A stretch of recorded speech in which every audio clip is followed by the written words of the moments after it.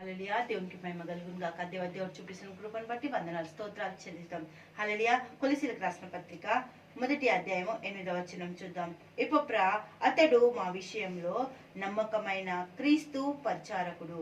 అతడు ఆత్మయందలి మీ ప్రేమను మాకు తెలిపినవాడు, సంఘాన్ని పోషించేవాడట. దేవునికి స్తోత్రం. సంఘాన్ని పోషించడానికి ఆయన ఎవరిని పరిచయం చేస్తుండో ఇక్కడ పౌలు భక్తుడు 7వ వచనం చూస్తే, ఎపొప్రా అను మా ప్రియుడైన, దేవునికి స్తోత్రం. ప్రియుడుగా చూసినాం కదా, దానియేలు ప్రియుడు, ఎపొప్రా ప్రియుడు, నువ్వు ప్రియుడు దేవుడికి. ఈరోజు తోటి దాసుడంట. ఎవరైనా తోటి దాసుడు. దేవునికి మహిమ కలుగును గాక. హల్లెలూయా. దాసుడికి ఏమైనా కోరికలు ఉంటాయా? ఉండయి. దాసుడికి ఒకవేళ ఏమైనా పని ఉంటుందా? సొంత పనులు ఏమీ ఉండయి. దాసుడికి ఏముంటాయి? యజమాని చెప్పిన పనులు చేయాలి. అందుకే యజమానుడి కన్నులు దాసి వైపు ఉంటాయంట. యజమానుని కన్నులు దాసి చేతుల వైపు, యజమానుని దిక్కు దాసి చూస్తూనే ఉంటదంట. ఆయన చేతుల్ని చూస్తుందంట, ఆయన వైపే చూస్తుంది. ఎందుకంటే ఏమన్నా ఇస్తాడేమో, ఏమన్నా చెప్తాడేమో. యజమానుని వైపే ఉంటదంట. ఎందుకంటే అలర్ట్ ఉండాలి. ఎప్పుడు పని చెప్తే అప్పుడు పని చెయ్యాలి. కానీ దేవునికి మహిమ కలుగుగాక. మనం ఎవరికి దాసులము? మనం క్రీస్తుకి దాసులు, క్రీస్తుకి బిడ్డలం. గలతీయులకు రాసిన పత్రిక 5వ అధ్యాయం 1వ వచనం చూద్దాం.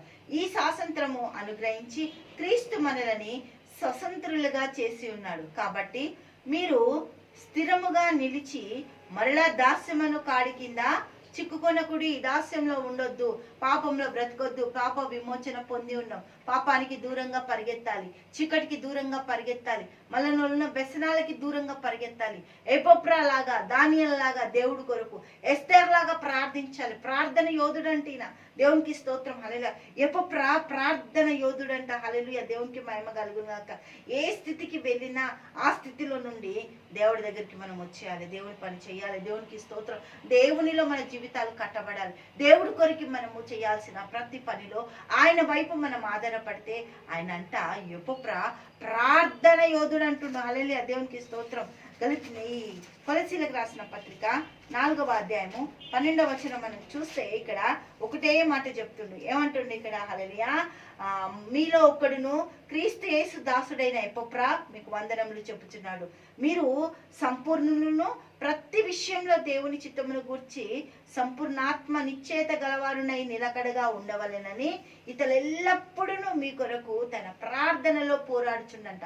ప్రార్థన ఇతరుల కొరకు మనం ఎప్పుడైతే పోరాడి ప్రార్థనలో పొందుకుంటామో ప్రార్థన విజయాలని పొందుకునే సామర్థ్యత కొలసి పత్రికకి నేర్పిండంట. కొలసి సంఘానికి నేర్పిండంట. ఈ కొలసి పత్రిక రాయడానికి పౌలు గారికి ప్రతి ఇంటిమేషన్ ఇచ్చిండట. దేవుడికి స్తోత్రం. కొలసి సంఘాన్ని తీర్చిదిద్ది కట్టిండంట. దేవునికి మహిమ కలుగును గాక. హల్లెలూయా. ఎపొప్రాలాగా మనం కూడా ప్రార్థన యోధులు అవ్వాలి. హల్లెలూయా. స్తోత్రం తండ్రి, నీకు వందనాలు, స్తోత్రాలు. గొప్ప దేవ, అద్భుతకర, ఆశ్చర్యకర నీకు స్తుతులు స్తోత్రాలు చెల్లిస్తాం. అన్ని రంగాల్లో నీ బిడ్డలను ఆశీర్వదించి దీవించి సహాయత దయచి నీ కృపాని కనికరం దయచేసి తండ్రి, నీ బిడ్డలను ఒక దానియేలులాగా, ఒక ఎస్తేర్ లాగా, ఒక ఎపొప్రాలాగా నీ కొరకు ప్రార్థన యోధులుగా, బహు ప్రియులుగా నిలబడే సామర్థ్యత నీ బిడ్డలకు దయచేసి నడిపిస్తున్న స్తోత్రాలు చెల్లిస్తూ యేసు నామంలో ప్రార్థిస్తున్నాము తండ్రి. ఆమేన్, ఆమేన్, ఆమేన్.